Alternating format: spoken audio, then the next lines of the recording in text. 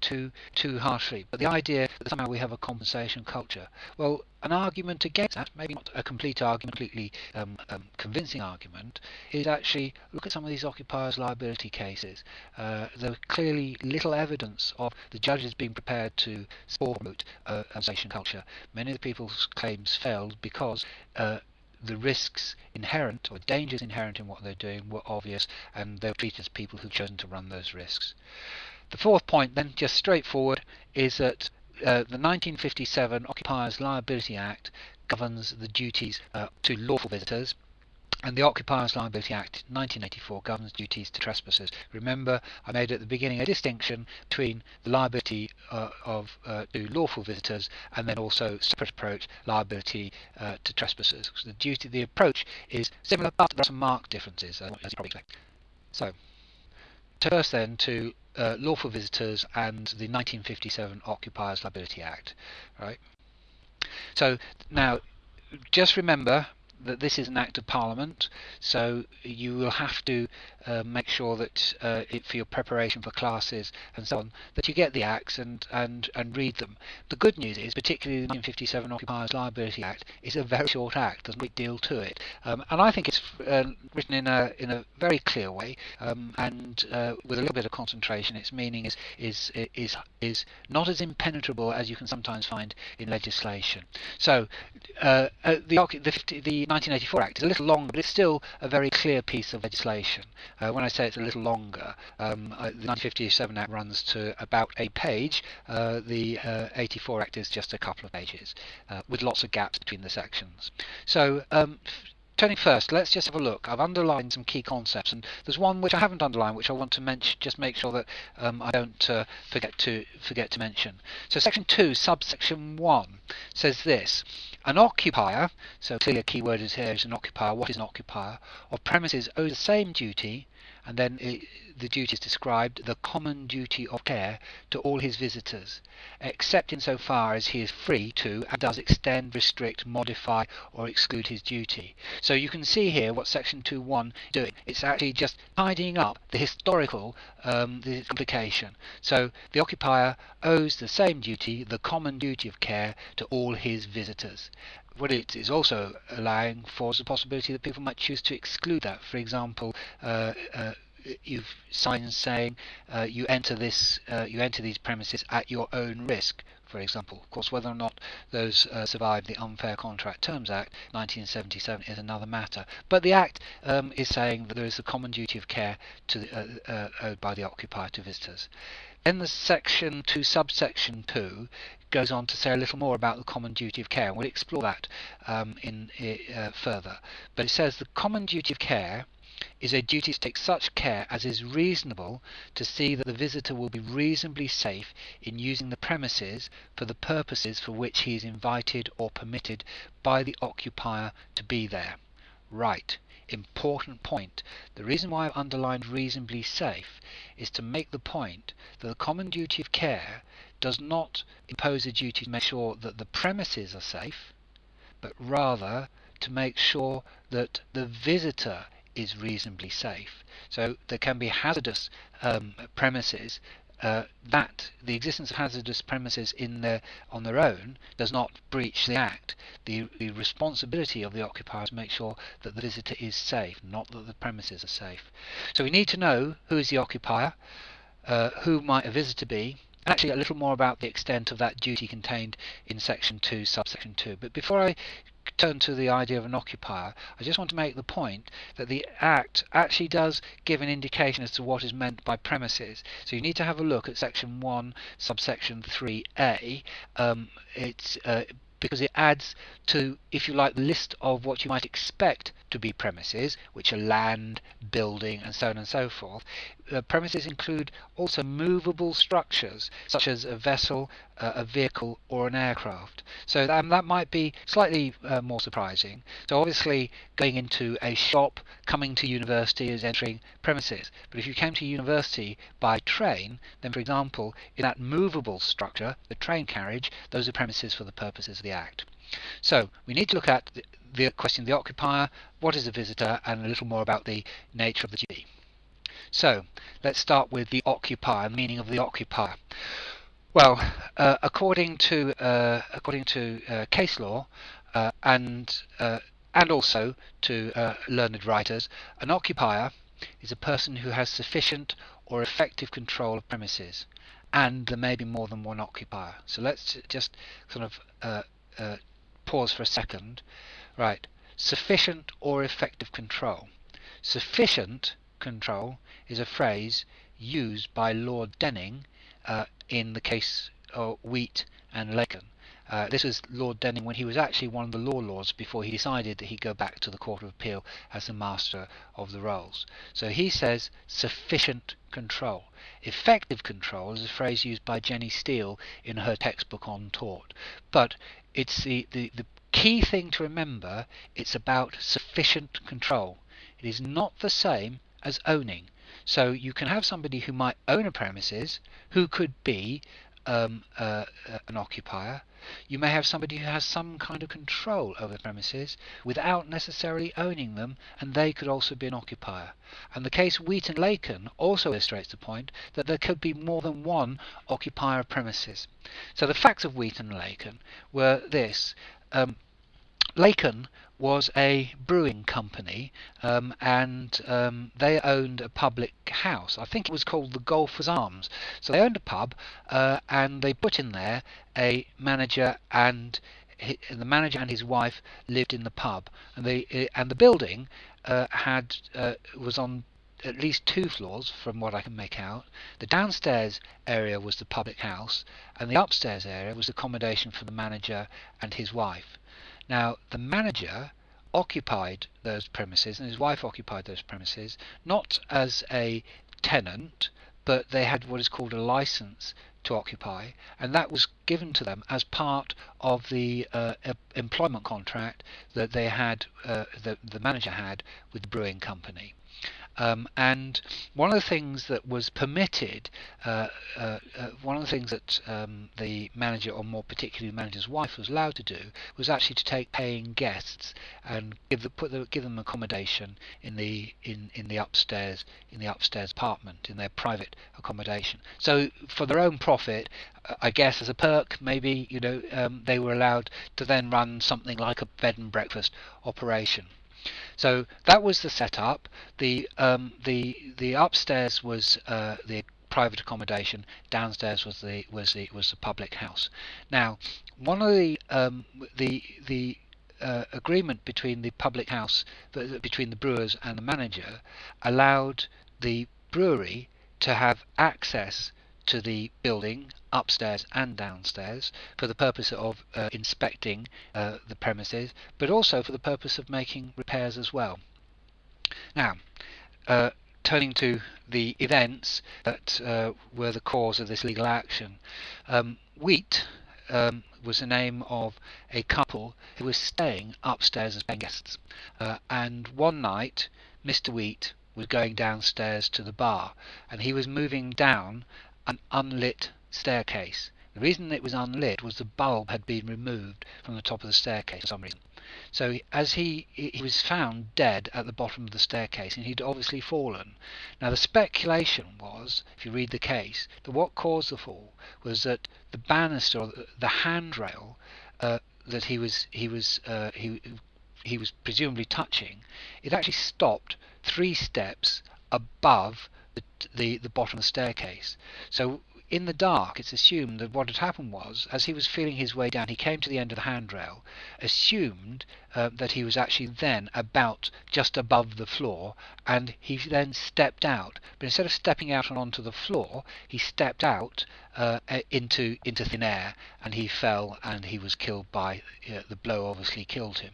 So an action was brought on his behalf, and the action was brought against the public house, the brewers, Laken, and one issue that had to be decided was whether or not Laken were occupiers of those premises. Well, applying the Lord Denning approach, it was a decision of the House of Lords, it was held that the brewers were also occupiers of the premises. Because they had the right to enter, because they had the right to effect repairs, then in those circumstances they had sufficient control of the premises and therefore were potentially liable. In fact, the claim failed, and the reason for that was actually there was no explanation as to what had actually caused Wheat's death, the claimant's death. So it was actually unclear as to the cause of the death, and there was no explanation as to who or how or why the bulb had been removed. And remember that the burden of proof is with the claimant. So on the balance of probabilities, obviously the claimant was not able to discharge the burden of proving that it was a breach of the common duty of care that caused his death. But the case is still important, very important, because it tells us the occupier is one who has sufficient control, and actually there could be more than one occupier. So in Wheaton Laken, the manager and his wife were also occupiers of those premises.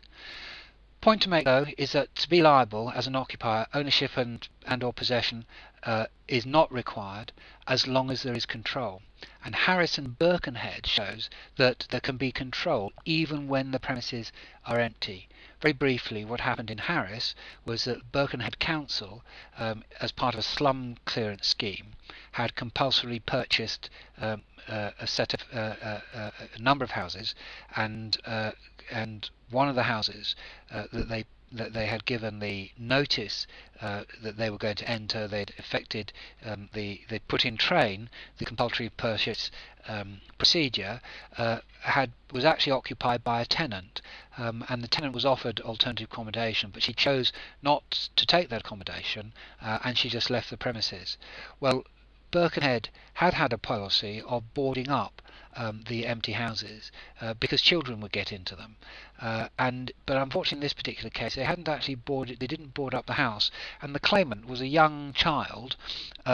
She'd entered the house, which had previously been entered by other children who'd vandalised it quite seriously, and she suffered very severe injuries to her head when, as I believe she was 6, she fell from an upstairs window, and she fell 30 feet, and banged her head, and as a result of that, proceedings were brought against Birkenhead Council. They had control of the premises, even though they weren't in occupation. They had effected the compulsory purchase, and they had given the notice that they were going to enter. It was their premises. The premises were controlled by them, and therefore they were going to be liable. All right. So, having looked at the notion of the occupier, what does a visitor mean? Well, a visitor is somebody who either has an invitation or a license to be on premises. So, invitation in many respects is fairly straightforward. I'm invited around to my friend's house for a cup of tea, or alternatively, I go round to somebody's house. I decide that I want to have a chat with them about something. My next door neighbour, I want to have a chat about their overhanging branches or something. I knock on the door. They say, "Come in." I have an invitation. So that's in many respects very straightforward. So somebody who has either an invitation or a license to be on premises. Well, license here is really one of those terms that you often find in law where it can be perhaps explained in a slightly less formal sort of way. A license is in effect really just permission. So somebody who is permitted to be on the premises, and people can have express license or they can have implied license. It doesn't require anybody to have a piece of paper. It's not like a driving license, but it is just somebody who has permission to be on the premises. So for example, I might if I go into a shop, I have a license to be there.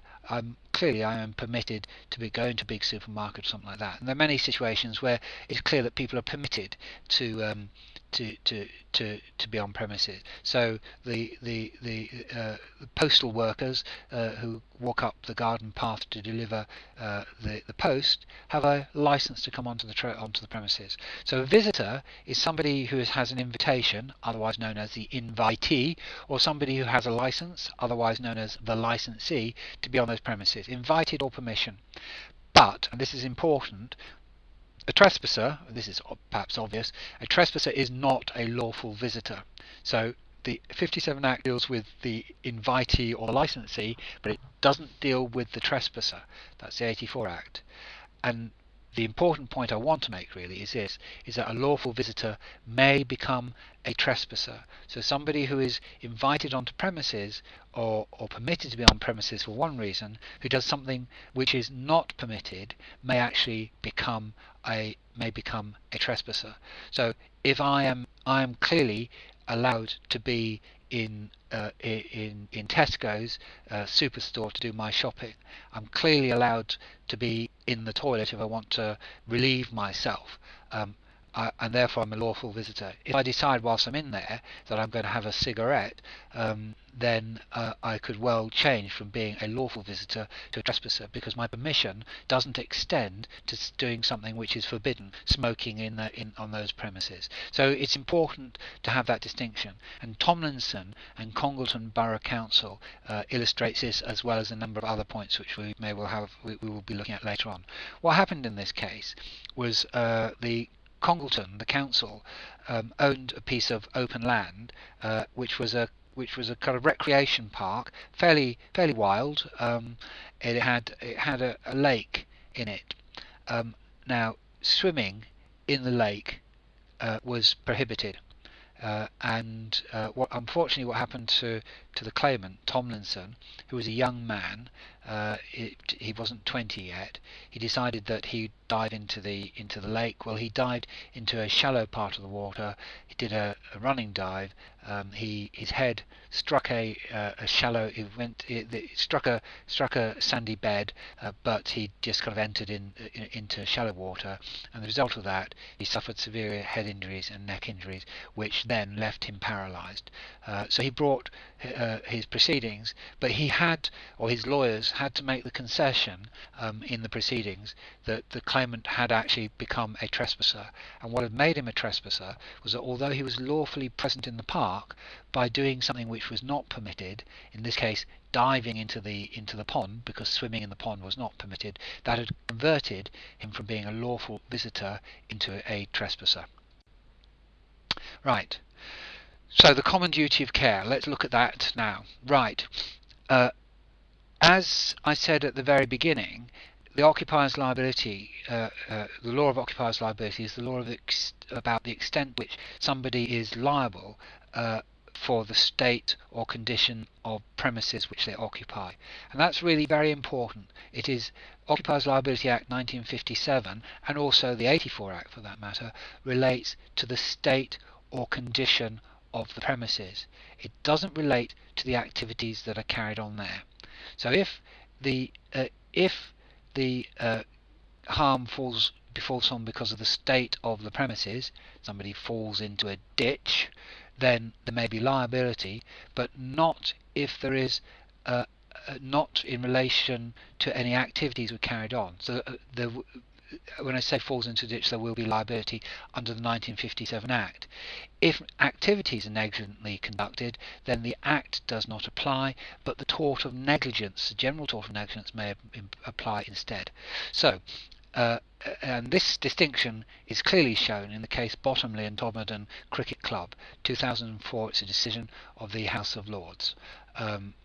What happened here was the claimant was giving assistance at the cricket club's annual fundraising event, and he was giving assistance to an act which had been brought on, and it was a Fireworks Act, Pyrotechnic Act, and they were actually called Chaos Encounter, and the claimant was injured when, I mean, it sounds incredibly dangerous anyway, so maybe not surprising. There was a tube which had been filled with petrol, and an explosive device had been put down there, presumably to, well, for the thrill of creating a big explosion. Unfortunately, the claimant was injured by this, and he brought a claim based both on the Occupiers Liability Act 1957 and also under the tort of negligence. But as far as the Occupiers Liability Act was concerned, his claim failed, and the reason for that was that the giving the firework display was not actually anything to do with the state or condition of the premises. It was an activity that was taking place on those premises, and therefore that part of the claim failed. He did actually succeed in his negligence claim, but under the 1957 Act the claim failed. He succeeded because the duty of care included making sure that there was a proper safety certificate in place for this event, and proper insurance as well. But as far as the 57 Act is concerned, this was an activity rather taking place on the premises rather than a claim relating to the state or condition of the premises, right? So the final point I have there, because the outcome would be particularly harsh perhaps if the claimant in Bottomley had not been able to receive compensation, but harm caused by careless activity on premises is subject to a claim in the tort of negligence. So it goes two ways. Something to watch out for in seminar questions, exams, and so on and so forth. Question is, did the harm come about because of the state of the premises? Did it come about, or did it come about because of an activity that was taking place? State of the premises, 1957 Act. Activity, the tort of negligence. So just to refresh our memory as to what the common duty of care means, and then we'll look at how the law has dealt, how the Act develops our understanding of that, and as does the case law. So the common duty of care is a duty to take such care as is reasonable in the circumstances. Beg your pardon. The common duty of care is a duty to take such care as is reasonable to see that the visitor will be reasonably safe in using the premises for the purpose for which he is invited or permitted by the occupier to be there. Remember the point I made earlier on, the duty relates to the safety of the visitor, not necessarily the safety of the premises. Right, so working through the content of that duty, first off, the Act in section 2(3)(a) makes the stipulation that occupiers should be prepared for children to be less careful than adults. It speaks for itself, I imagine. So there is the possibility, as we all know, that young children, teenagers and so on, will do things which are just daft. It's part of the human condition. Now, or just do things out of just straightforward ignorance of hazards as well. So Glasgow Corporation Taylor is a nice clear illustration of this. The claimant in this case was a young child who was age 7, who was visiting a botanical gardens in Glasgow, and he ate some berries, some poisonous berries from a bush. Bright poisonous berries. He ate them, and obviously it had a serious nefarious effect on him. So the action was brought against Glasgow Corporation, and the claim succeeded. One, because having bright berries is an allurement. It is a lure or an allurement. It is alluring. It draws the attention of young children. And the child was lawfully present on the premises. So, clearly pre the Occupiers Liability Act, but a duty of care and a duty of care response would require that, knowing that young children are lawfully present, that proper care should be taken to make sure that they could not get access to poisonous berries. The quotation below Glasgow Corporation is actually from the decision of the House of Lords in Jolly and Sutton Borough Council, London Borough of Sutton. And this case involved a situation where there was an abandoned boat on a piece of land owned by the council. And unfortunately, one of the claimants, with his pal, with his friend, so the claimant aged 14, had decided that they were going to try and repair the boat. As part of this activity, they got a car jack and they had jacked up the boat. So they'd raised the boat above the ground with a car jack, and unfortunately the claimant was under the boat when the jack gave way and the boat came down on his head, and again he suffered head and neck injuries which resulted in a paralysis.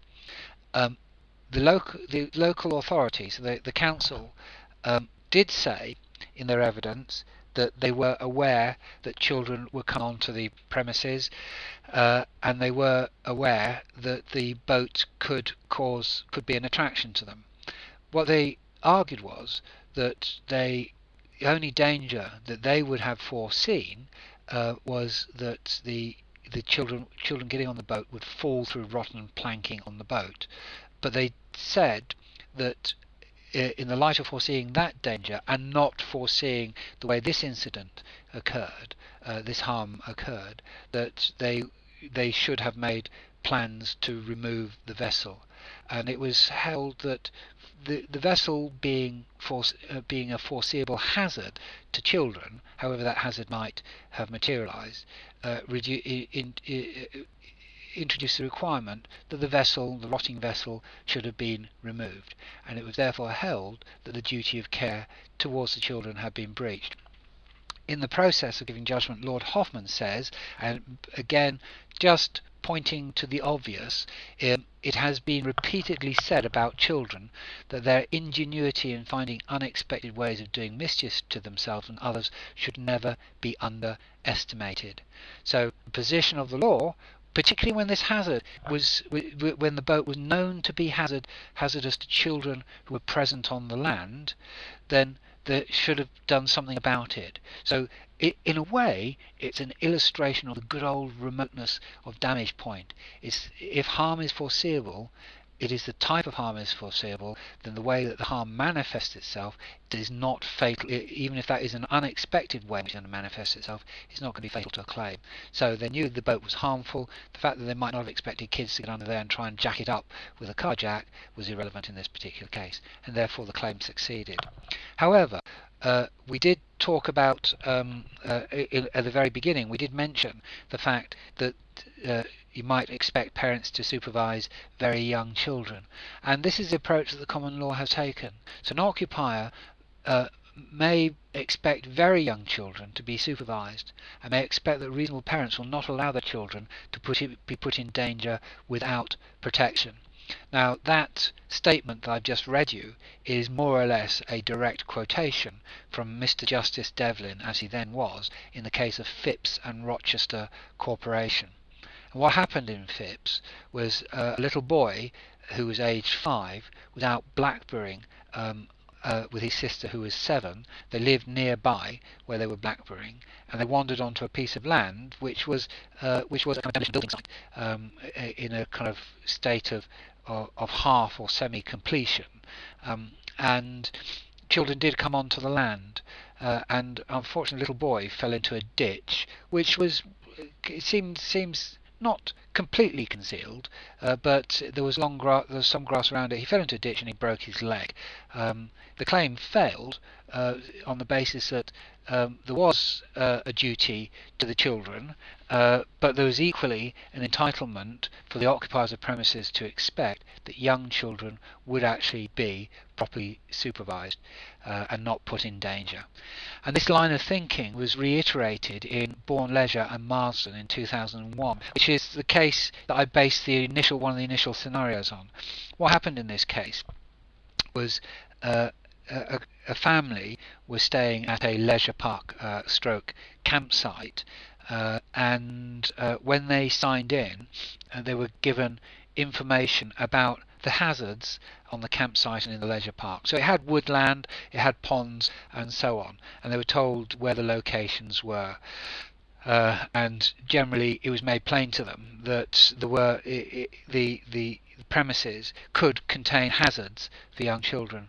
Well, unfortunately what happened on this occasion Uh, the claimant's mother, who was supervising a 2-year-old child, was talking to a neighbour, and as she was distracted in her conversation, the 2-year-old child wandered off, and he wandered down a woodland path and then fell into a pond and drowned.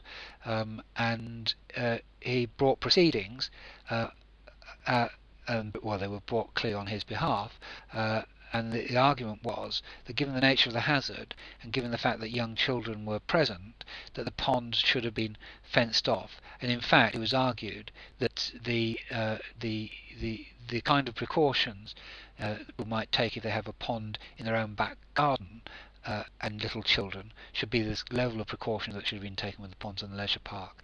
Again, it was held along the lines of Phipps that in fact in this situation a very young child aged 2 would not be expected to be able to wander off on his own, and that by giving the general warnings about the hazardous nature of the potential hazards on the park, the common duty of care had been discharged.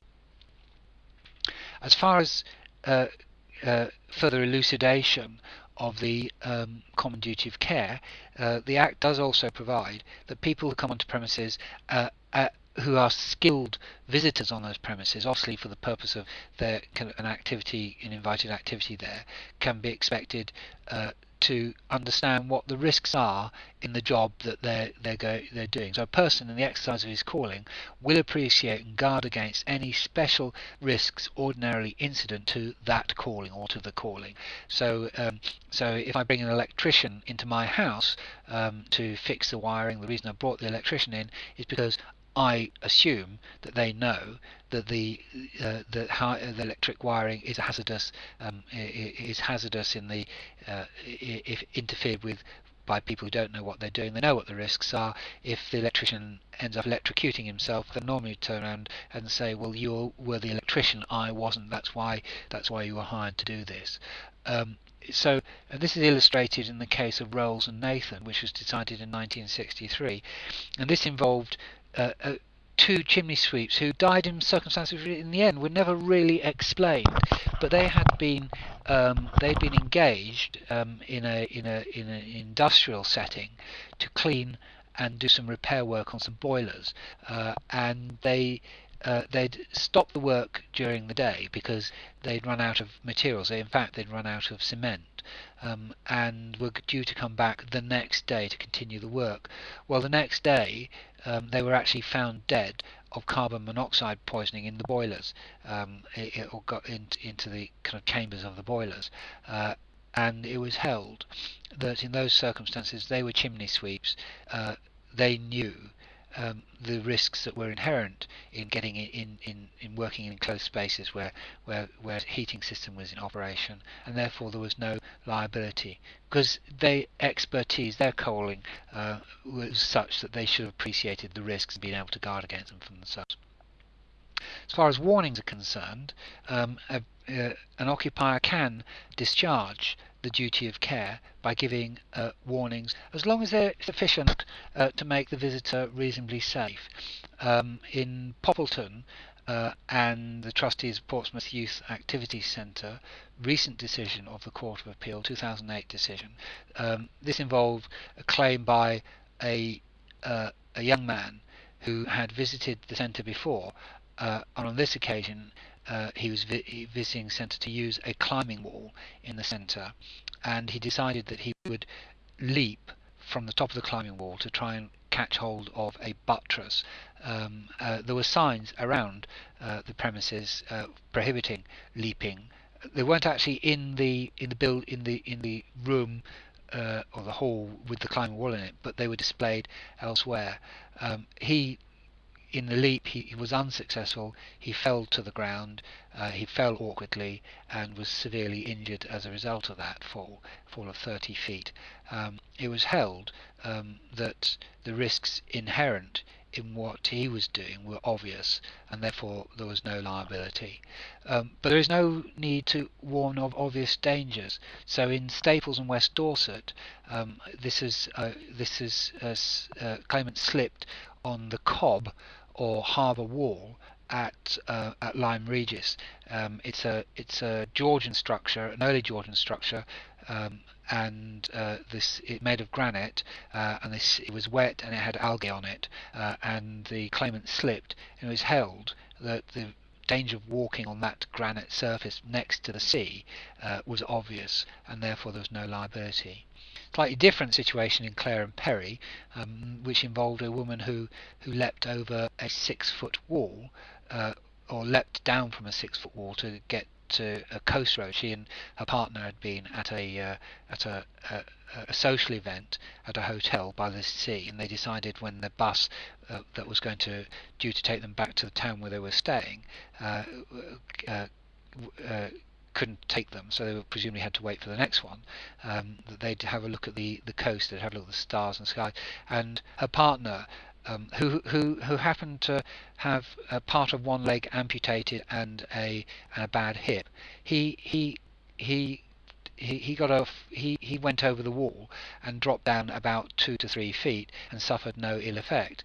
So the claimant decided that if, I guess, a partner missing a bit of a leg suffered no ill effect, she should hop over the wall as well. Well, the wall that she hopped over had a 6-foot drop, and therefore at night she fell and she was injured. And it was held again that leaping over a wall without checking and just relying on the fact that your partner had survived it, the drop, was not the basis of liability. The risk of leaping over a wall in the dark is obvious, and therefore the claim would fail.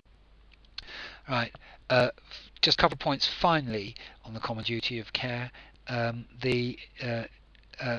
An occupier can avoid liability if they have appointed an independent contractor to do work and took reasonable steps to establish the competence of that contractor. So if I get a builder to come and repair my chimney, and he does that negligently, and the chimney falls on somebody, then in those circumstances, as long as I have acted reasonably and I've made sure of the competence of the contractor, the liability will be the contractor's and not mine. And this point is illustrated in the case Ferguson and Welsh. I must point out that in the manual I have the case listed as Ferguson and Walsh, not Ferguson and Welsh, and that's a mistake. So point that out to you. But acting reasonably might include also checking current certificates of insurance.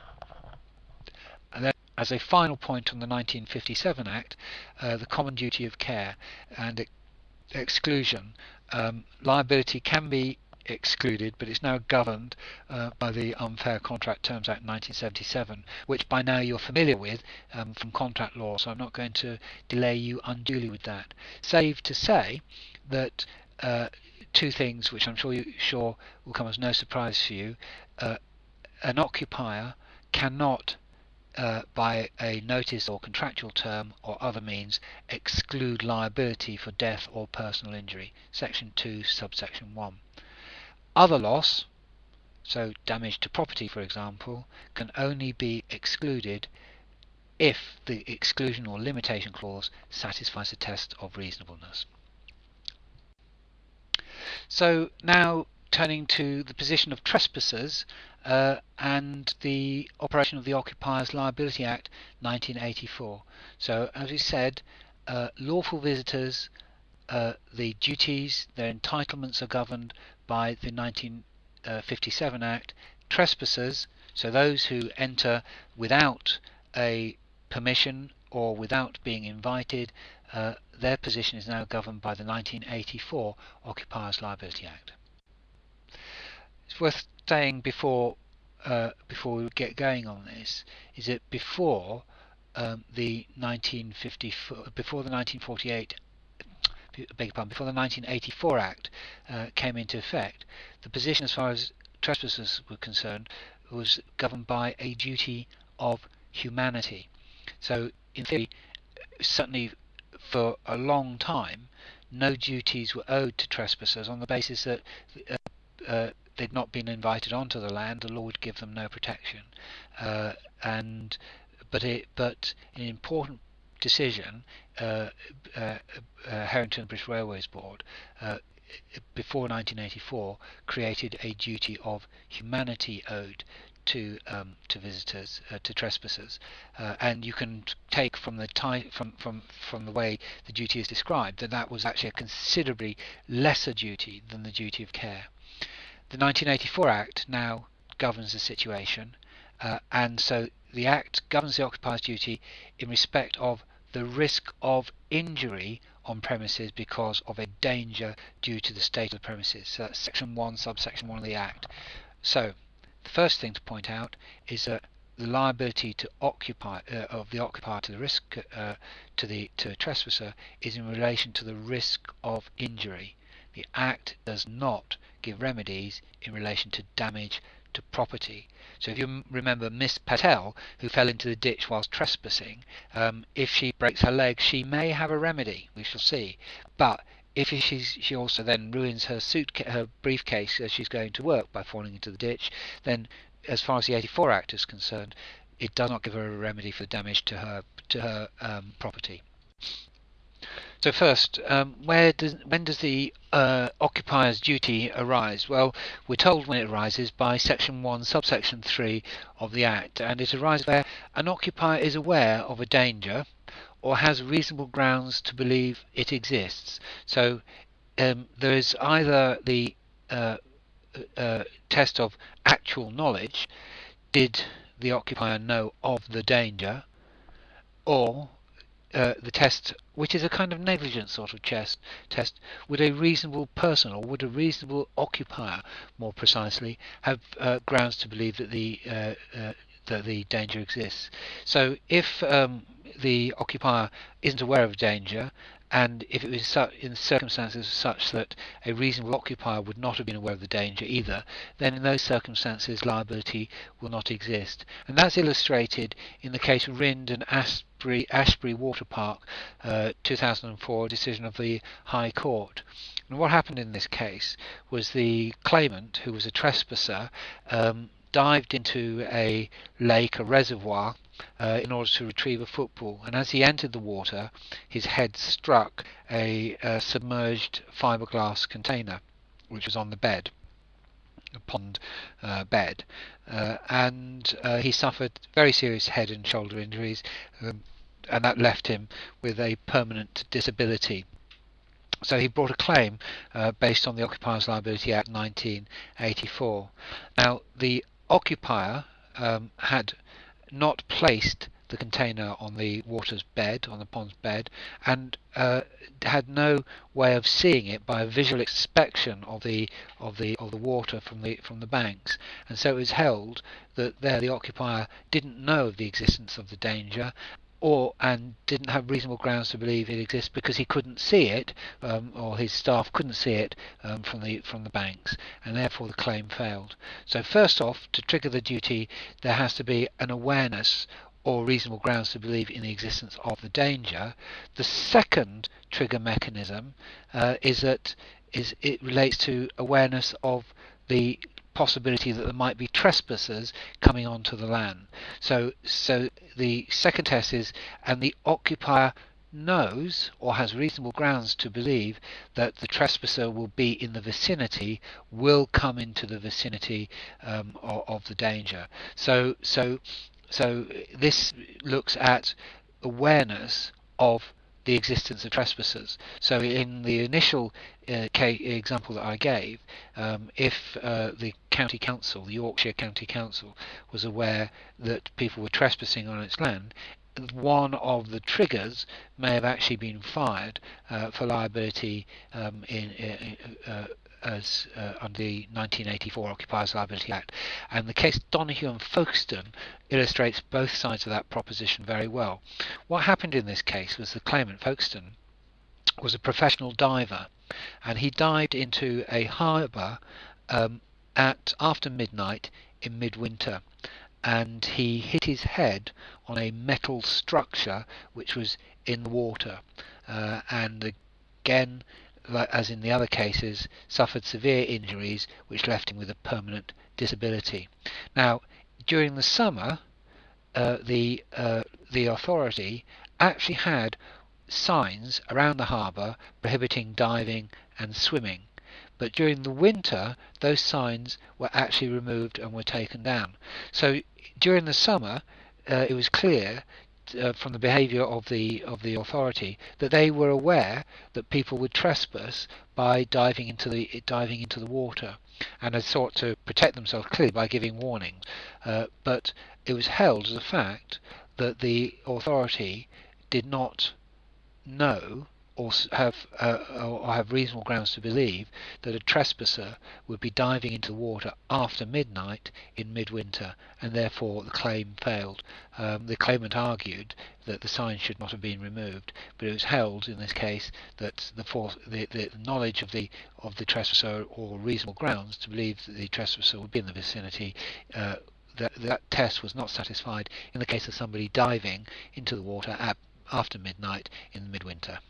So the occupier has to have awareness of or reasonable grounds for awareness of the danger, and also there has to be a degree of awareness in relation to the occupier being in the vicinity. So we'll see then that the Act kind of builds up in layers the stages that can lead to the liability of an occupier towards a trespasser. So in addition then to awareness of the danger, or the rules around awareness of danger, and the rules around awareness of the trespasser being in the vicinity, the next stage is to consider that the risk is one which in all the circumstances the occupier may be reasonably expected to offer some protection. So the danger is such that it is reasonable to offer some protection against it. And this is illustrated very clearly in the case Ratcliffe and McConnell, which also begins to show another point, which is, as far as liability to occupiers is concerned, there is a distinction between, on the one hand, latent dangers, maybe the concealed trap, as it were, so the concealed ditch, and dangers which are actually obvious for all to see. So it wasn't something which is kind of hidden on the premises in some way. So in Ratcliffe and McConnell, in this case, another head injuries case, I'm afraid, the claimant had been drinking with his friends at the college bar on the college premises, and at the end of the evening they left the bar, and they decided that they would get into the open air swimming pool. Now the college grounds were patrolled by security staff, and the swimming pool was actually fenced off, and there were signs prohibiting swimming outside the allowed times. Well, the claimant in this case climbed over the fence and then executed a running dive and struck his head in the shallow end. So he entered the swimming pool in the shallow end, and as a result of that he suffered permanent disabilities. So he sued the college, basing his claim on the Occupiers Liability Act 1984, forced to base it on that basis as a trespasser in that pool, and the claim failed. And the claim failed because, in fact, the risks had some precaution taken. So the risks of somebody just inadvertently stumbling into a dark night would have been covered by the fact that there were fences. There were warnings against swimming outside the allowed times, but and swimming without permission. But importantly, the risk of diving headfirst into a shallow end of a swimming pool was so obvious there was no need to guard further against it than the precautions had actually already been taken. So next layer is the risk is one which in all the circumstances the occupier may be reasonably expected to offer some protection. Then final layer, how does this duty develop? So in relation to the risk, and then the duty is to take such care as is reasonable in all the circumstances of the case to see that the trespasser does not suffer injury on the premises by reason of the danger concerned. So once there is a risk, and there is an obligation as such that there should be precautions, protection offered against that risk, then the duty then goes on to say, so the duty is breached if there weren't adequate protection, adequate precautions being taken against this. So in Tomlinson and Congleton Borough Council, which we mentioned right at the very beginning, a case where a young man dived into a pond, into a lake. As he dived, he changed from being a lawful visitor into a trespasser, and he broke his neck and suffered head injuries as a result of that.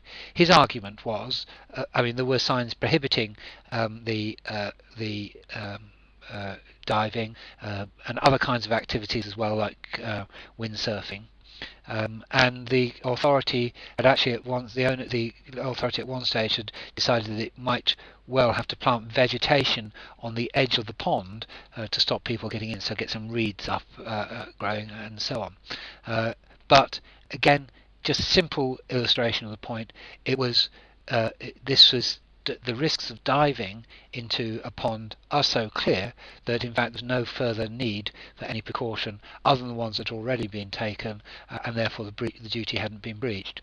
But the other side of the coin is illustrated in the case of Kent Young and Kent County Council, decision of the High Court in 2005. And what happened here was that school premises out of hours were used to host a youth club, and on the occasion that gave rise to this claim, the claimant had been in the youth club, so he was kind of present in the youth club, not as a trespasser, and then he joined a group of people outside playing with a football. The football had then managed somehow to be kicked or thrown onto the roof of the school. So the claimant climbed a grating on the side of the school to get onto the school roof, and whilst he was on the school roof, he trod on a skylight. In fact, he jumped on the skylight and he fell through, and he was quite seriously injured. So his claim was made under the 1984 Act. It was denied, as on the part of the county council responsible for the school, that they had breached the duty. On the facts, the local authority knew that that children would get on to the roof. They had done so before, and they knew that children were in the vicinity. As far as standing on the skylight was concerned, the court held that the claimant couldn't be expected to know that the skylight was actually as fragile as it was.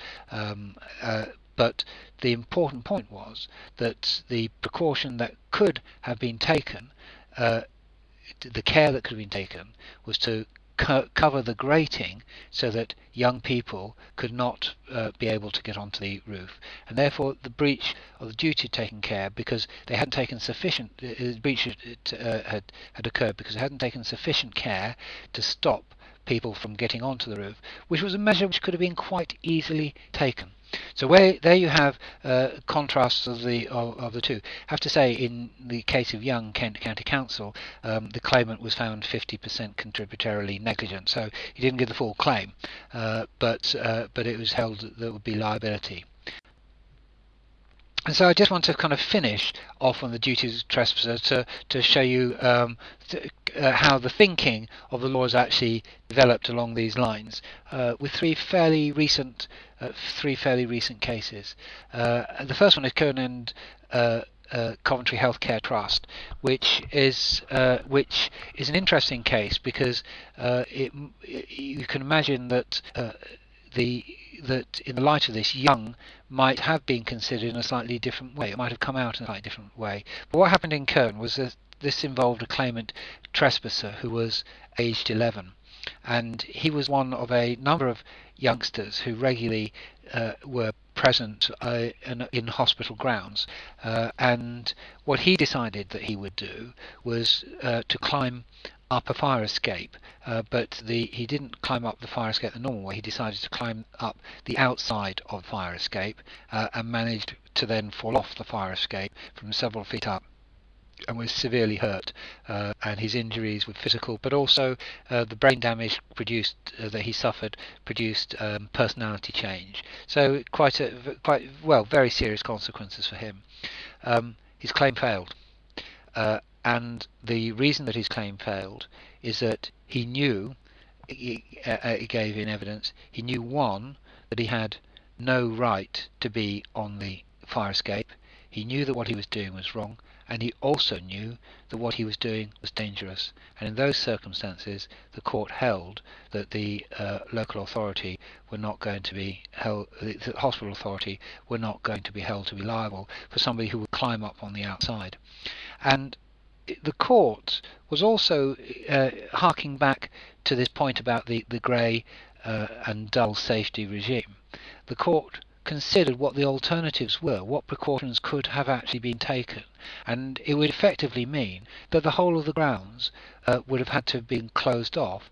And actually, one of the points that they made is that the as the grounds were at one stage fairly open to the public and pleasant places to be, there'd be a loss of a kind of social benefit, that people could no longer wander in the grounds, which would be the cost of trying to take the precaution to stop a young boy from climbing up the outside of fire escape. So the claim failed. Similar claim failed in Maloney and Torfan. What happened here was Maloney brought an action against his local authority because he was travelling home one night from having been drinking. His son, in evidence, said that the claimant had had 3 or 4 pints of beer. The judge said that he took that with a pinch of salt, so it was obviously much the worse for wear. And to get back to his flats, instead of following the normal route, he decided that he would walk across the top of an embanking, a retaining wall, and the retaining wall was at the top of a subway, so obviously an underground road passageway. He decided that he'd walk across the top of this. In fact, he didn't quite manage to do that, so he fell and was injured. And somebody had been previously injured, not long. When I say previously injured, had been killed not long before that. It was held in the case that the risk of what he was doing was obvious, although the judge said it might not have been obvious to somebody who was drunk, but the risk was obvious, and therefore the claim failed. And that was even though accidents of this kind had happened previously, and the local authority was aware that people would walk on the retaining wall as a shortcut, and would fall and be injured. But the risks were obvious, and therefore the claim failed. And then the final sad case, another head injury case, is Baldacchino and West Wittering estate.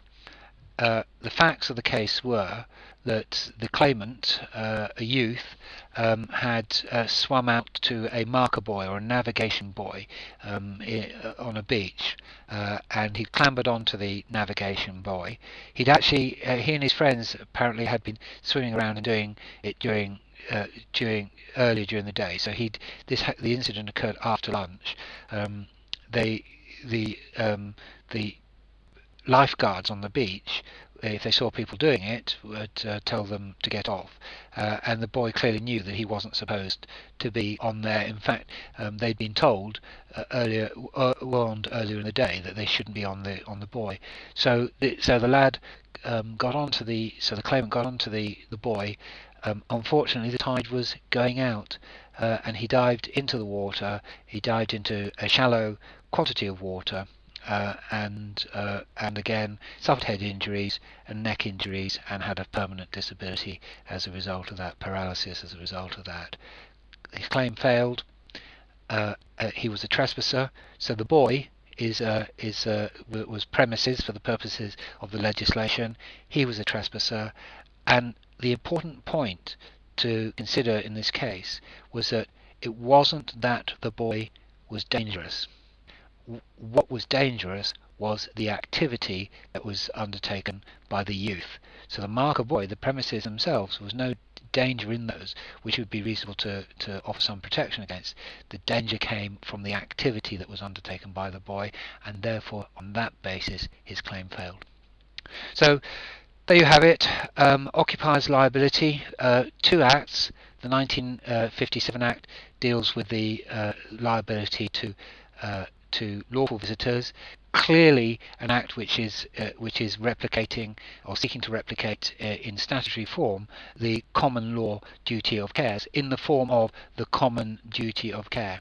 As far as trespass are concerned, it's a much more narrow duty. For a start, the duty only relates to injury, it doesn't relate to damage to property, and you can see that it is clearly focused on dangers which it is reasonable to offer some precaution against, and it turns on awareness or reasonable grounds for believing the awareness of that danger, and also awareness or reasonable grounds for believing that the trespasser will be in the vicinity. And you can see that from the general run of the case on trespassers that the courts are particularly keen to ensure that where risks are obvious, then in those circumstances people who are regarded as the authors of their misfortune should not be able to use the tort law system to recover compensation on that basis.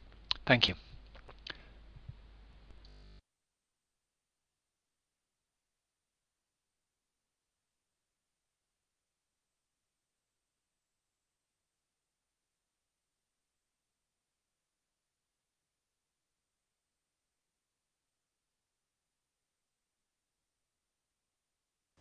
Hello and welcome to the second of our videos on occupiers liability, the special duty situations in tort. And this time we're going to look at the Occupiers Liability Act 1957, or frequently referred to as the OLA 57, because it's easier, quite obviously. And if you remember from our last video, this is the one that refers to lawful visitors. This is about the expectations and duty.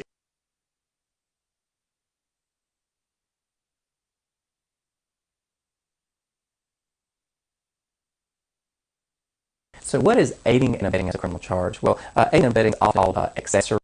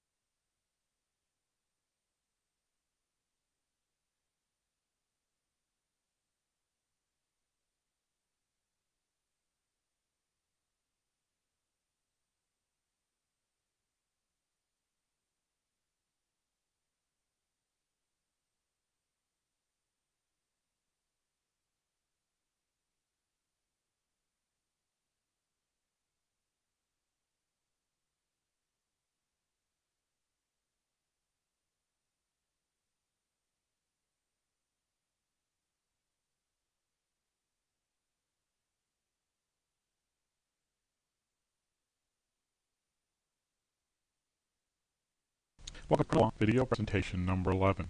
The presentation will discuss conspiracy. At common law, conspiracy was an agreement between two or more persons to accomplish a criminal or unlawful purpose, or a lawful purpose by unlawful means, with the intent to enter into the agreement and the intent to achieve the objective of the agreement. And in some jurisdictions, the conspiracy also required that there be some overt act. In some jurisdictions, no overt act was required. Where an overt act was required, it could be almost anything that is done in furtherance of the conspiracy. Go and get another conspirator. Go and get the plans to rob a bank. Go and get a car. Just about anything that is in furtherance of the conspiracy will be an overt act. So, we have to have an agreement, and that agreement has to be the typical meeting of the minds. but it does not have to be very explicit. A nod, a wink, a yes may be sufficient for the agreement. So let's see, we have our two folks here, and the guy with the glasses on is thinking, I intend to agree and I intend to complete the crime. Will you work with me to kill my professor? The guy with the hat on intends to agree and intends to complete the crime. I agree to do that. So what we have here is we have a completed agreement, we have the intent to agree, and the intent to complete the crime between these two folks. This is a completed conspiracy. You have an agreement between two or more people to commit a criminal offense. They each intend to agree and they each intend to complete the crime. So, as I said, it has to be between, at common law, two or more persons. Each person to the agreement must have the intent to agree and the intent to commit the target offense. There is no conspiracy if, for example, some of the things I listed here, one of them is feigning agreement, one of them is an undercover policeman, one isn't capable of agreeing, they're a protected class, the crime takes two to commit. But if there's a third person with any of these, then there would be a conspiracy. So again, our two folks here, and each has to agree and each has to intend to commit the offense. I intend to agree, I intend to complete the crime. Will you work with me to kill my professor? I agree to do that. But the guy with the hat on is thinking, I'm a police officer. I intend to agree with you, but I do not intend to complete the crime. Therefore, we have no conspiracy.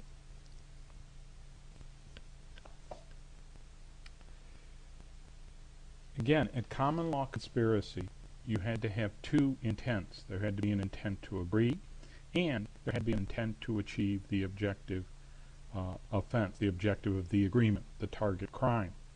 Therefore, at common law, conspiracy was a specific intent crime, and there was no conspiracy to commit unintended crimes. You couldn't conspire to commit a crime recklessly because you needed these dual intents. So, for example, you could have a conspiracy to commit arson. Two guys plan to and agree to burn down a building, and then they go ahead and commit the arson, and during the arson people die.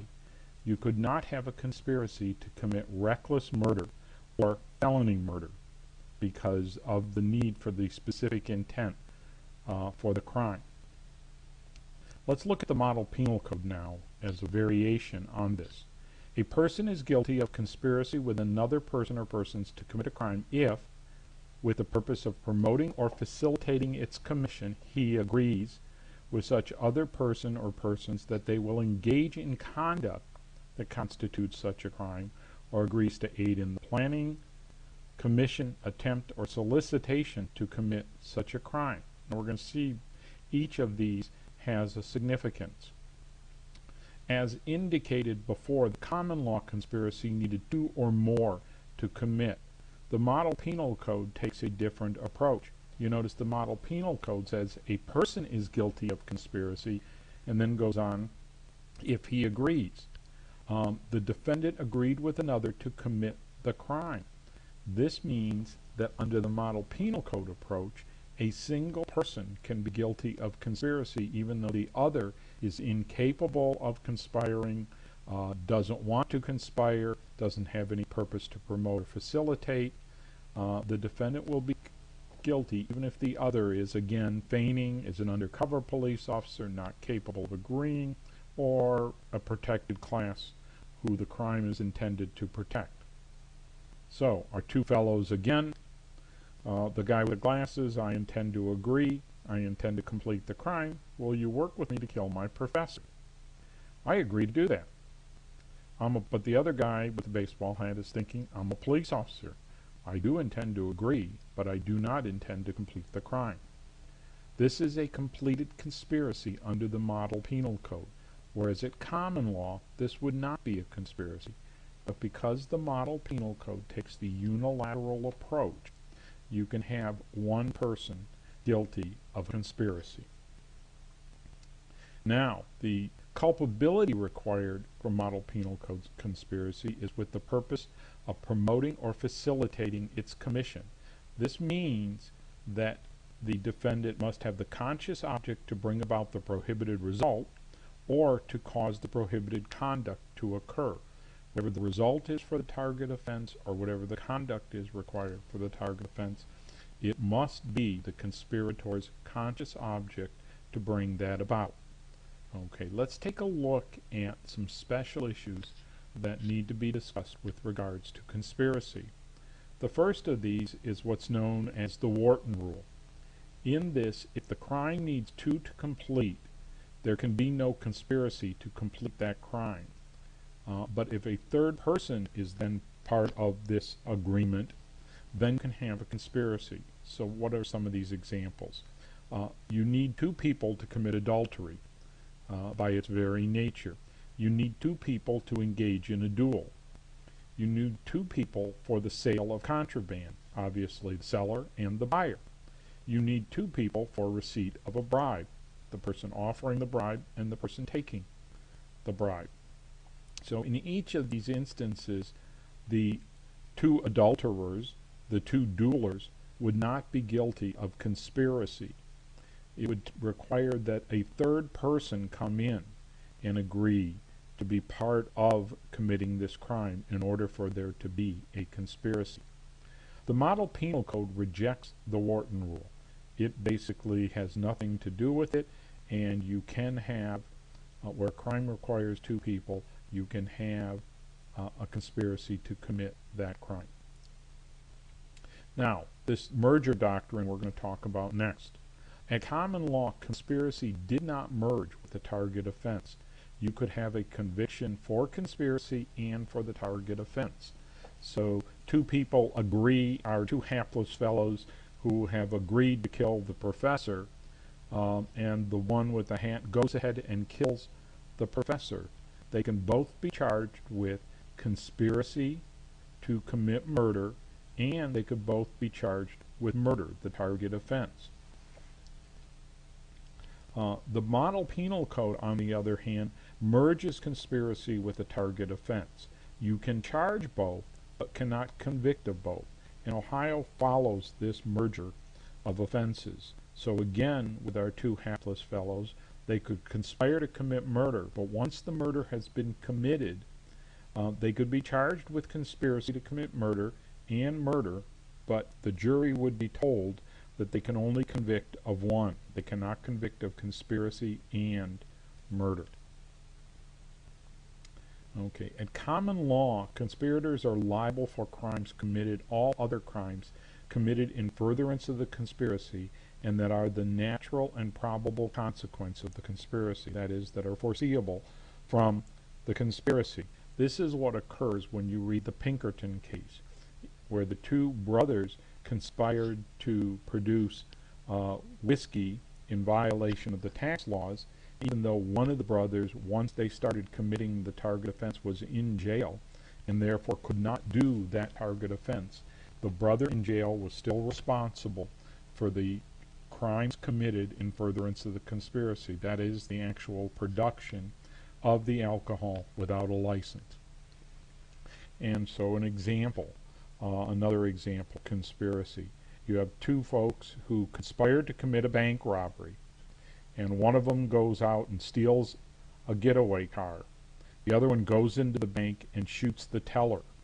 And while they're in there, they take another teller into the back room and he rapes her, and then runs out of the bank, and then they're caught.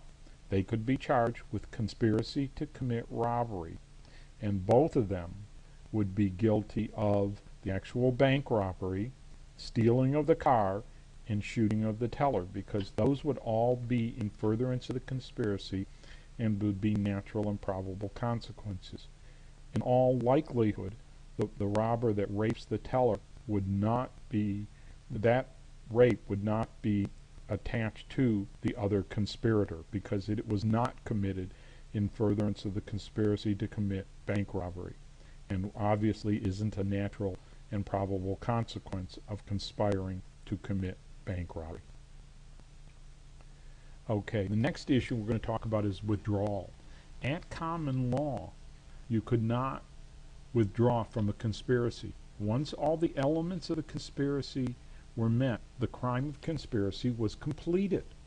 So at that point on, the conspirator is guilty of, all the conspirators are guilty of conspiracy, even if they attempt to withdraw.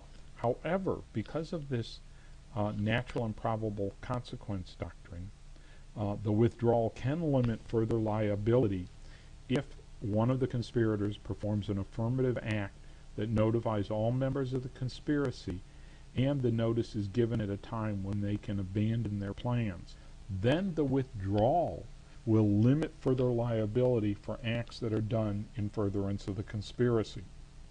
So it can limit further criminal liability, but it will not preclude a conviction for conspiracy. The Model Penal Code does permit withdrawal from the conspiracy, and what it does is it creates the withdrawal from a conspiracy as an affirmative defense, meaning that the defendant must raise this defense and prove it by a preponderance of the evidence. And it requires that conspirator renounce their criminal purpose and thwart the success of the conspiracy under circumstances demonstrating a complete and voluntary renunciation of her criminal intent. If this is accomplished, then the person who is withdrawing will not be guilty of conspiracy. This is consistent with the Model Penal Codes trying to limit folks, or permitting folks, to disengage from criminal conduct to limit the criminality of what they are doing. This concludes this brief video session on conspiracy. As usual, you will need to go to the TWEN site and take the assessment for video presentation number 11, Conspiracy. Thank you.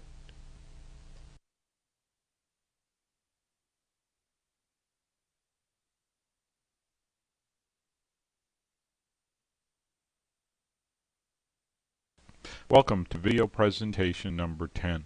This video will discuss accomplice liability. Up till now, we have been discussing criminal liability in terms of a single perpetrator. As you will see through this video, the law seeks to punish those who aid, assist, or encourage another to commit a crime. Let's begin. At common law, parties were defined in very different ways than they are generally today. There was first the principal in the first degree. That was the person who actually committed the crime. In addition, there was the principal in the second degree. This was a person who aided the principal in the first degree and is present or was constructively present, and we'll see how this works in a few minutes. And next, there was an accessory before the fact. This was a person who aids, encourages, or counsels with the requisite intent but is not present. They were not either constructively present or present at the exact scene of the crime. So let's look at a couple of examples of how this might work. So we have our guy with the sunglasses here, with the gun in his hand, and he says to the fellow with the baseball cap, "Here's a gun to use to kill my professor. I'll watch the door."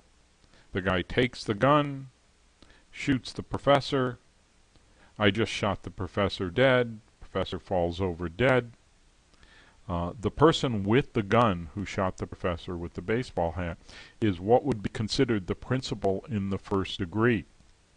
The person that was standing watch at the door and who gave him the gun both becomes the principal in the second degree. He both aids and encourages by giving him the gun. In addition, he aids and encourages by watching the door. As we will see, both of these actors are guilty of murder. The law makes both the principal in the first degree and the principal in the second degree guilty of the very same offense. Another example, again, our fellow with the sunglasses with the gun says, "Here's a gun to use to kill my professor," but also then says, "I'm leaving now. I don't want to be here when you do it." He gives the guy with the baseball hat the gun. Professor shows up. Bang, bang, the gun goes off. "I just shot the professor dead." Professor falls over dead.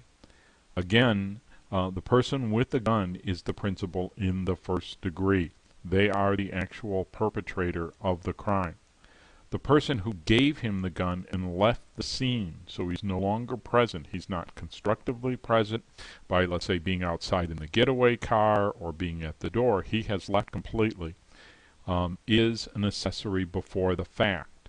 He was known as an accessory before the fact, and he too is guilty of murder, just like the principal in the second degree was. And here he's guilty of murder because by giving the principal in the first degree the gun, he has aided and encouraged the principal in the first degree to commit the crime.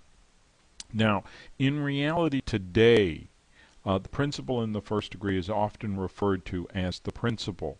The principal in the second degree and the accessory before the fact are generally referred to as accomplices. That's why this is referred to as accomplice liability. So there is the principal, and then there are the accomplices, and they are the ones who aid, encourage, and assist the principal in committing the crime. So a common law accomplice liability is derivative. That is, it flows from the principal. So the accomplice's liability, their criminal fault here, flows from the principal. However, today, the principal need not be convicted. At common law, there were some very peculiar procedural rules that required that in order to convict an accomplice, you had to convict the principal.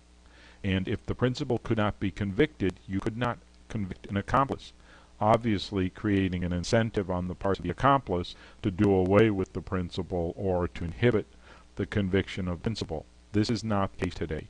Even if the principal is not caught, cannot be convicted, the accomplices can be convicted. What is required is the prosecutor must prove that there was a principal who committed the crime and the accomplice aided with the requisite mens rea. So that is that they have to show that somebody out there committed the crime and that the accomplices aided in this. Now, let's look at the elements of accomplice liability. The first element is with the intent to aid, encourage, and counsel another. So you have to have this intent. This is the first of two what will be intent in accomplice liability.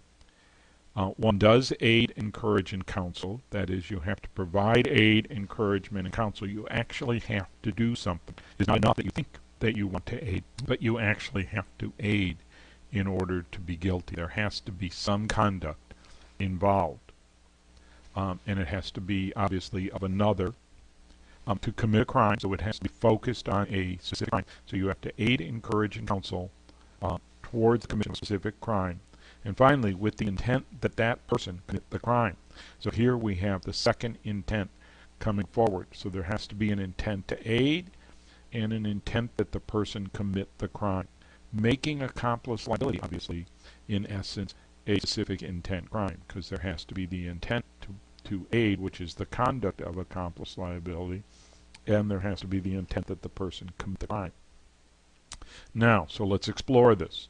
So again, our fellow with the gun with the sunglasses and the perpetrator with the baseball hat, the fellow with the gun is thinking, I intend for you to use this gun and I intend for you to kill my professor. So the two intents, intent to use the gun, which is the intent to aid, and the intent that the perpetrator commit the crime. Here's a gun to use to kill my professor. Gives it to the guy with the baseball hat, shoots the professor. I just shot the professor dead, he says. The professor falls over dead. Again, we have the principal who is the perpetrator of the offense here, and we have now the accomplice who has the intent to aid, actually did aid by giving him the gun, and has the intent that the principal commit the crime. Both are guilty of murder, as we see it playing out. Now, an accomplice is responsible for the crimes that he aids. So whatever crimes he has the intent to aid, he does aid, he is responsible for, and can be prosecuted just as if he committed the crime himself. In addition, though, the accomplice is may be found guilty for crimes committed by the principal in the course of committing the contemplated crime, so other crimes that the principal may commit, as long as those crimes were the natural and probable consequences of the crime aided and abetted.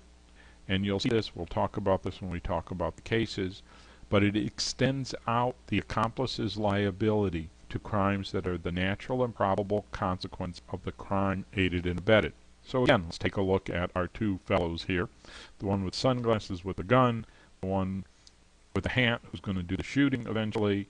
And I intend for you to use this gun, and I intend for you to kill my professor. This is what the guy with the sunglasses is thinking. And he says, here's a gun to use to kill my professor. The guy with the baseball hat takes the gun. I just shot the professor dead. But in addition, he indicates, I killed the security guard when I had to break into the building. So now the perpetrator, in addition to just shooting the professor, which was what the guy with the sunglasses had intended, has committed two other crimes. He shot and killed the security guard, and he broke into the building. As a result of this, you have the principal, which has done these crimes. You, in addition, have the accomplice. But now, based on the natural and probable consequences doctrine, both are guilty of two murders and a burglary. The murder of the professor, which was what the accomplice intended, but accomplice liability at common law extends beyond that. This is where the natural and probable consequence doctrine comes into play. If the breaking into the building and shooting the security guard are found to be a natural and probable consequence of the crime of shooting the professor, the principal and the accomplice will both be guilty of these two crimes. Let's take a look at some other parameters of accomplice liability. An accomplice can withdraw from commission of the crime. The accomplice may withdraw before the crime has been committed, but the accomplice must communicate the withdrawal to the principal and make bona fide efforts to neutralize the effect of the prior assistance. Generally, this would be removing the encouragement, takes the gun back, notifies the authority. So again here, I intend for you to use this gun, I intend for you to kill my professor. He says, here's a gun to use to kill my professor. One day later, the accomplice shows back up before the principal has done anything with the gun and says, I've changed my mind, it is wrong to kill the professor. He gave me an A, give me back my gun. So the principal, okay, gives him back the gun. Now, 2 days later, the principal gets a different gun and kills the professor. Well, in this instance, the principal is guilty of murder, but the accomplice is not guilty because the accomplice has withdrawn the aid that the accomplice provided the principal before the crime has been committed. Now let's look at some other pieces here. This is now under the Model Penal Code. The Model Penal Code essentially does the same thing, but goes about it in a slightly different way. So under the Model Penal Code, a person is guilty of an offense if he commits it by his own conduct. At common law, this would be obviously the principal, or by the conduct of another for which he is legally accountable. And under the Model Penal Code, it sets up essentially two situations where one is legally accountable for the conduct of another, thereby making them liable for offenses committed by another. And this will occur in two situations. One, where the actual perpetrator is an innocent agent, and the second, where they are an accomplice.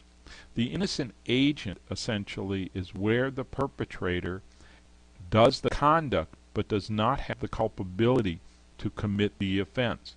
That is, they do something that is a criminal offense, but because for various reasons they don't have the culpability to do so, but now the one who has sought to have them do it, who's using the innocent agent, does have the culpability but wouldn't have the conduct. So the conduct of the innocent agent is attributed to one who would be now the actual perpetrator. And accomplice liability works very similar to accomplice liability at common law. So again, under the Model Penal Code, to be an accomplice, you must engage in conduct, soliciting, that is seeking another to commit a crime, aiding, agreeing to aid, so even I will help you in the future do this crime. I agree that I will be the lookout, or attempting to aid, and this is different. At common law, one attempting to aid would not be an accomplice because they wouldn't have actually aided. Under the Model Penal Code, if one attempts to aid but doesn't actually accomplish the aiding, they can be found to be an accomplice. And they have to have the culpability of with the purpose of promoting and facilitating the offense.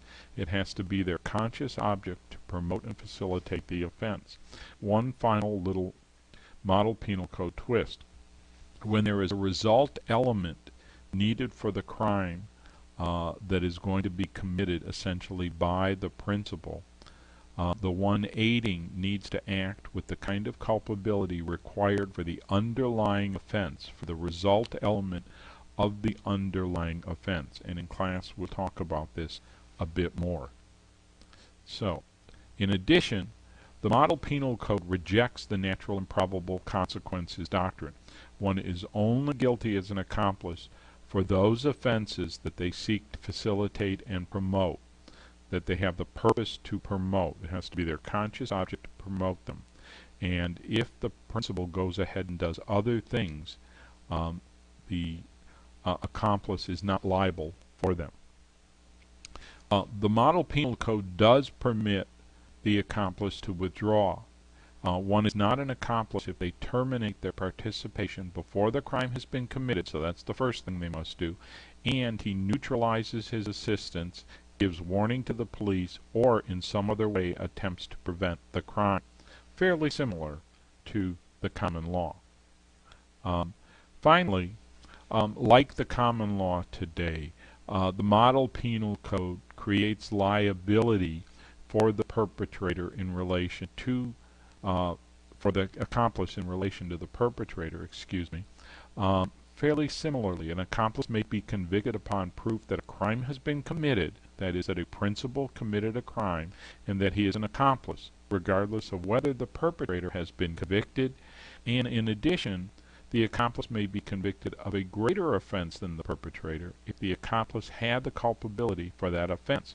So what the law looks to is, was there a perpetrator? Was there a principal that committed the crime? Even if the principal hasn't been caught, even if the principal cannot be identified.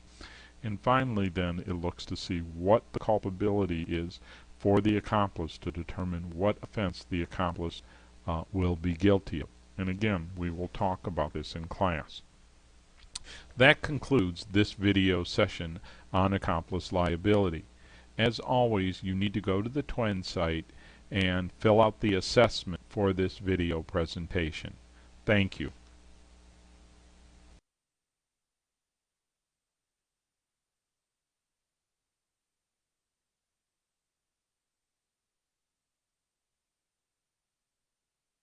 Welcome to Criminal Law video presentation number 3. This video presentation will cover today the Model Penal Code Rules of Construction. Now, before you do anything else, I want you to hit the pause button and turn to 947-949 in the Dressler book and to read Rules 2.02 parens 1, parens 2, parens 3, parens 4, and parens 5. I know that this will make thrilling and exciting reading, but before we can continue, you must have some sense at least what is written on those pages. So go ahead, hit the pause button, and we will start up again in a few minutes. Once you have read those, you can continue with the play button. Okay, we're going to continue now, and we will start with section 2.02 parens 1. Minimum requirements of culpability. This section reads simply, except as provided in section 2.05, a person is not guilty of an offense unless he acted purposely, knowingly, recklessly, or negligently as the law may require with respect to each material element of the offense. And as you noticed when you read over the rules, that purposely, knowingly, recklessly, or negligently were listed as the terms, the kinds of culpability that the Model Penal Code defines. So let's start with this. The very first section reads, except as provided in section 2.5. Well, this rule starts off with an exception. So this rule applies unless section 2.05 would apply. We are going to learn in the future that section 2.05 is a strict liability section. So unless that applies, a person is not guilty of an offense unless he acted with one of these terms of culpability. The next thing that we are going to notice about this rule is that these terms, purposely, knowingly, recklessly, or negligently, apply with respect to each material element of the offense. Now, we've talked about these already. So an element of the offense, as the Model Penal Code defines it, means such conduct, attendant circumstances, or such a result of conduct. And we have talked about those, and we're going to talk about them again as we go through this section. And a material element of an offense means that it's that element, conduct, attendant circumstance, or result, means an element that does not relate exclusively to the statute of limitations, jurisdiction, venue, or to another matter similarly unconnected with the harm or evil. For your purposes, almost all elements, as they are listed in offenses in the Model Penal Code and defenses, are going to be material elements. Rarely will you see an element that involves the statute of limitations, jurisdiction, or venue. For our purposes, you can assume that 99% of the elements you will see are material elements. So let's go on. Let's take an example. Bigamy. 2030.1. Bigamy. A married person is guilty of bigamy if he contracts or purports to contract another marriage. The question to ask is, what is the conduct, attendant circumstances, or result of this offense? And what I always recommend doing is to break down this offense into its elements. Let's break it out into its parts, let's label them, and let's start to work with them. So we've got our statute, and the first element would be a married person. And that, as we know, is an attendant circumstance. That is a fact that would have to be proven. The next element is contracts or purports to contract. This is conduct. Finally, another, which is an attendant circumstance, because it can't be their own marriage, marriage. Finally, another attendant circumstance. You could list, if you wanted to, another marriage together. That would work just as well. Okay, so now let's see how our Rule 2.02 would apply here. It says, except as provided in Section 2.05. Well, for the moment, we're going to assume that 2.05 does not apply. Therefore, a person cannot be guilty of bigamy unless he acted purposely, knowingly, recklessly, or negligently with respect to each material element. So let's see what this rule really means. We've got our elements listed here: married person, contracts or purports to contract another marriage. Okay, what the rule says is that purposely, knowingly, recklessly, or negligently must apply to each material element. So we've got married person, we've got contracts or purports to contract, another, and marriage.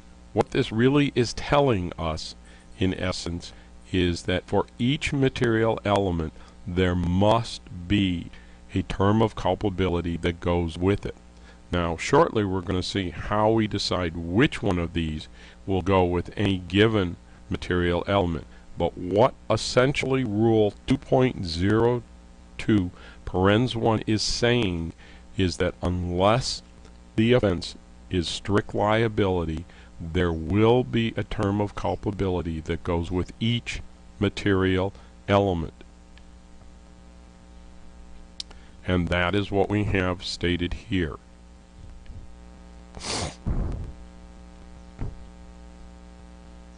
Okay, let's go on now. Now we're going to go on to talk about Rule 2.02 parens 3. Culpability required unless otherwise provided. When the culpability sufficient to establish a material element of an offense is not prescribed by law, such element is established if a person acts purposely, knowingly, or recklessly with respect thereto. This rule is creating default terms of culpability, that if nothing is stated in the statute, the term of culpability will be purposely, knowingly, or recklessly.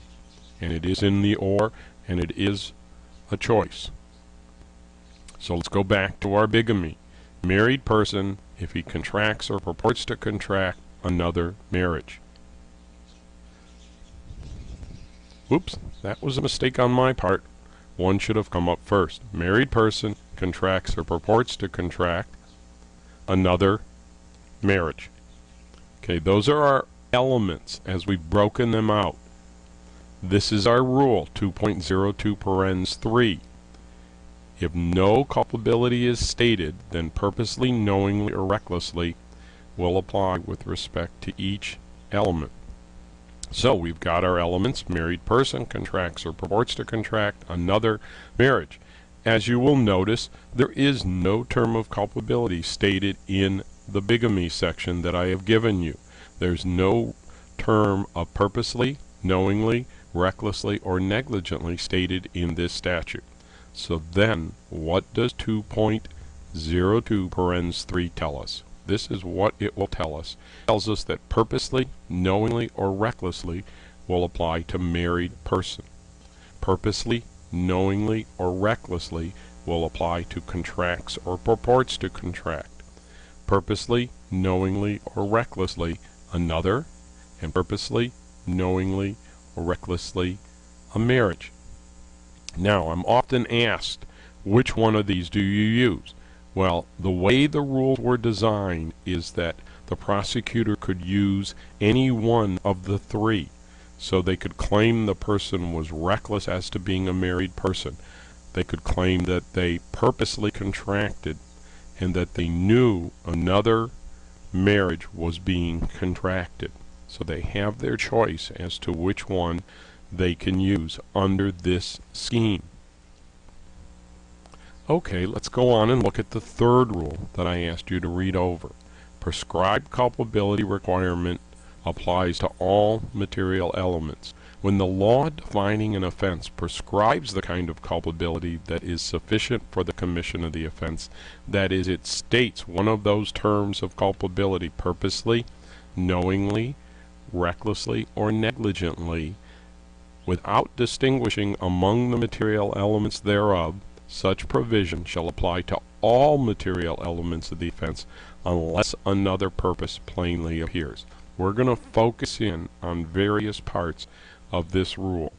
This is the rule that will cause you the most consternation as you work through these rules in the model penal code. So pay attention carefully, and you may want to come back and re-review this and think about questions to ask in class. So I'm going to change things around just slightly. So we've got our rule, prescribed culpability requirement applies to all material elements without distinguishing. So instead of it being purposely, knowingly, and recklessly, I'm changing it to colors, blue, red, and green. So if our offense was Jack was wearing a blue shirt, tie, and jacket, what would this rule tell us? What would this rule tell us about how to interpret this sentence? Jack was wearing a blue shirt, tie, and jacket. What the rule tells us is that without distinguishing among the elements, this is how it would work. We would say easily, the easiest part of this, Jack was wearing a blue shirt. The blue is right before the shirt. That's how in English we define words. Easy enough as we're going. Now the question becomes, what color tie was he wearing? This rule tells us, because it doesn't distinguish and another purpose doesn't plainly appear, this rule tells us that he was wearing a blue tie. We continue to use blue as the defining color throughout without distinguishing, and it applies to all of them. Finally, the question to be asked is, what colored jacket was he wearing? And again, this rule tells us that the jacket he was wearing was blue. This is how this rule applies. Where a term of culpability is stated and it doesn't distinguish and there is not another purpose plainly appearing, that term applies throughout. Okay, let's take another example. Again, without distinguishing, Jack was wearing a blue shirt, tie, and a red jacket. Now, what do we have here? The easy part is blue shirt. Again, blue comes immediately before shirt. But what do we deal with the tie? Again, without distinguishing, wearing a blue shirt, we read blue through to tie. Finally, we have a distinguishing feature here, a red jacket. This changes it up, and red would apply to jacket. Okay, let's go on. Jack was wearing a shirt, tie, and a red jacket. Another purpose plainly appears. Okay, normally we do not read English descriptives backwards. This is not Spanish. The adjectives do not come after the nouns generally in English. We would not read red jacket back through this sentence. This is what the writers, the drafters of the Model Penal Code in part were talking about. Another purpose plainly appears. So now the question becomes, what color shirt and tie was Jack wearing? Now we know from our rules that we have a number of choices. It could be red, blue, or green. But our statute here does not tell us what color shirt or tie he was wearing. But we do know he was wearing a red jacket. That's the easy one. It is prescribed and stated, and another purpose does not plainly appear. The question remains is the color of the shirt and the tie. And here we default back to our rule 2.02 parens 3 that says when culpability sufficient to establish a material element of an offense is not prescribed, such element is established if a person acts purposely, knowingly, or recklessly. Or in our position, such element is established if it's red, green, or blue. And since there is no color stated, we default to red, green, or blue. Or as I said, started here, we've got a blue shirt, it could be. We've got a red shirt, it could be. And finally, we've got a green shirt that it could be. It could be any of those three colors. Again, with the tie, it could be a blue tie, it could be a red tie, or it could be a green tie.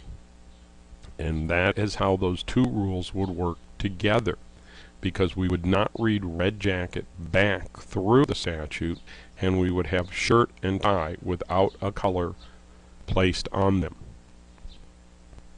So let's go ahead and take an example. Here is an incest statute.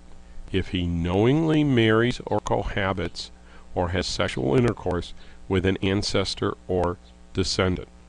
This is simply the offense of incest, and there's a number of things that we know to do. Let's break out the elements.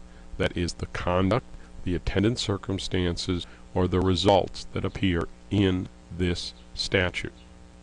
So the first one we see is married, cohabits, or has sexual intercourse. All three of these, and it's just stated in the alternative here so we don't have to write three different statutes, are conduct. The next element is ancestor or descendant, with a typo on my part. Ancestor or descendant. These are attendant circumstances. So now, what do we do with the term of culpability listed right here as knowingly? How do we apply that through this section? We've got our rule. When the law defining an offense prescribes the kind of culpability that is sufficient for commission of the offense without distinguishing among material elements, such provision shall apply to all material elements of the offense unless another purpose plainly appears. So let's go back. We've got knowingly, and knowingly is coming at the beginning here. So as a result of applying 2.02 parens 4, it does not appear that another purpose plainly appears, and it is not distinguished among the material elements. As a result of 2.02 parens 4, this is how it would work. Knowingly marries, knowingly cohabits, or knowingly has sexual intercourse, and knowingly ancestor or knowingly decedent. Okay, back to our rule now, and we're going to focus on a couple of different parts of this rule. Without distinguishing among the material elements and unless another purpose plainly appears. So let's see some examples of when it occurs that they may distinguish among the material elements or another purpose plainly appears. So let's take the sexual contact statute. If you want to see the entire statute, you will need to turn to page 987 in the Dressler book. In fact, at this point, I would encourage you to hit pause again, turn to page 987, and look at the entire statute. I have given you an excerpt of the sexual contact statute. And this statute reads, a person who has sexual contact with another, not his spouse, if he knows that the contact is offensive to the other person, or he knows that the other person is unaware that a sexual contact is being committed, or the other person is less than 16 years old. Now, there are several things that should strike out at you from looking at this statute and the rules we have just been discussing. So let's take a look at those questions that should come about here. The first question should be, we've got parts of this offense that are conduct, attendant circumstances, or result that do not have terms of culpability connected to them. A person who has sexual contact with another, not his spouse. So sexual contact is an element of conduct. With another is an attendant circumstance. So what terms of culpability go with them? We know from 2.02 parens 1 that unless the strict liability rule applied, which it doesn't here, then one of the terms of culpability at least is going to apply. So now the question is, which ones apply? Now the first thing we see is that there aren't any terms of culpability in this section. There are, though, within the statute. The question becomes then to 2.02 parens 4, which applies these terms throughout unless another purpose plainly appears, or does 2.02 parens 3, which states if nothing is stated, it's purposely, knowingly, or recklessly. Well, given how this statute is constructed and the fact that we do not apply language backwards, the first section appears to be set off with a colon and appears to not contain any terms of culpability. Well, 2.02 parens 1 tells us something has to apply.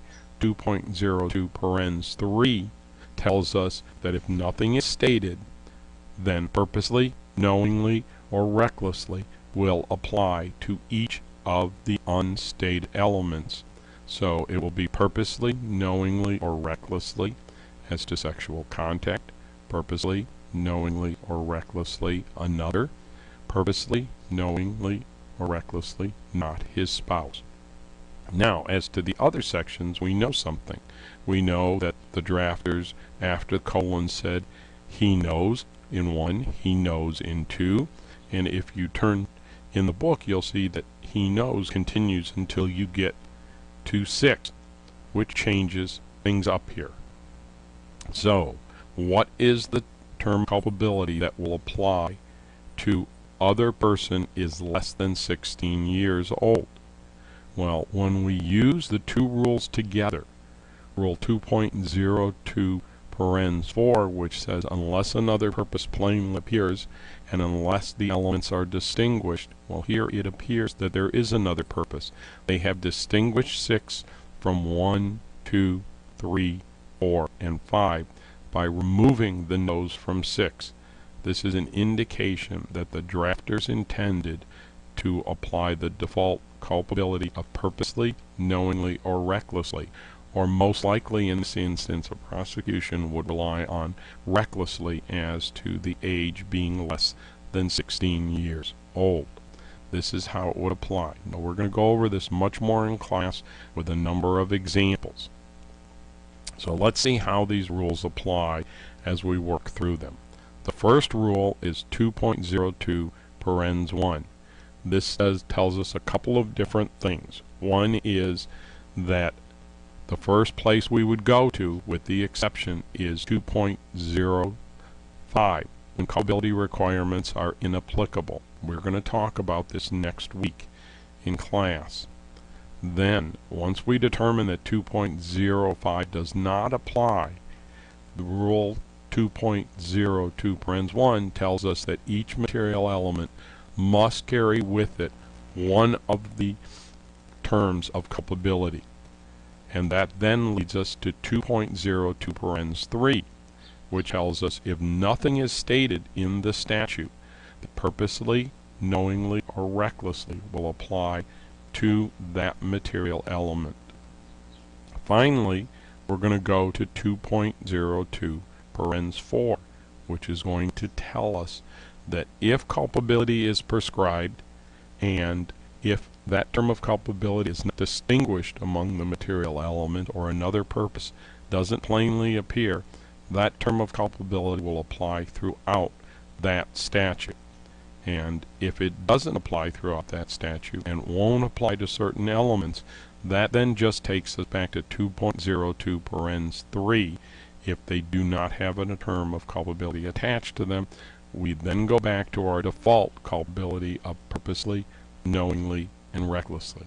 I know this has been a lot coming at you. We will talk about this in class much more. Please take your time working through this, review this, take a look at some of the statutes in the Model Penal Code. I will present you with a worksheet in class on various examples that we will discuss in class. This now concludes video presentation 3.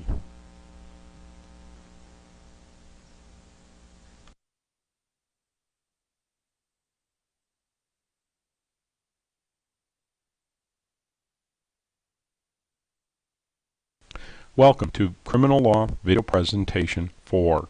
This presentation will focus on the Model Penal Code culpability terms. Before we go any further, I recommend that you turn to